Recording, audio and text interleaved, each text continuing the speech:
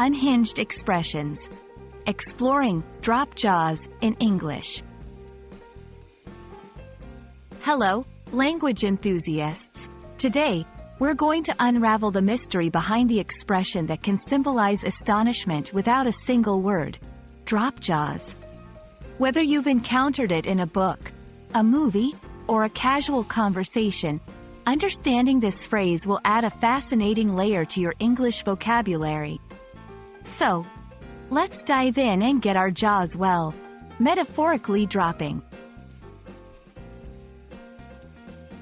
The phrase, drop jaws, or jaw-dropping, is a figurative expression used to describe extreme surprise, shock, or amazement.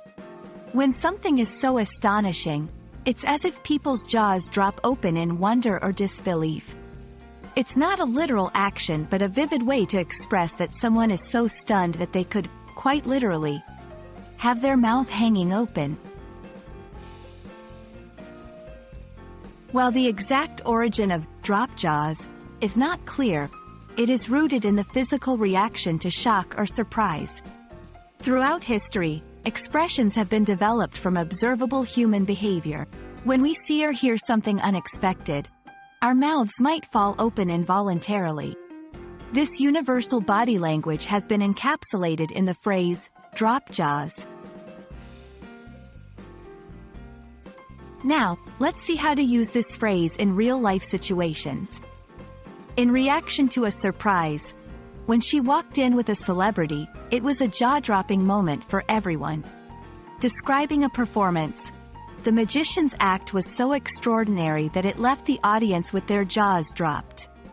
Talking about a view or scene, the view from the mountain peak is simply jaw-dropping. Notice how the phrase can be adapted as jaw-dropping for describing things, and jaws dropped when talking about people's reactions.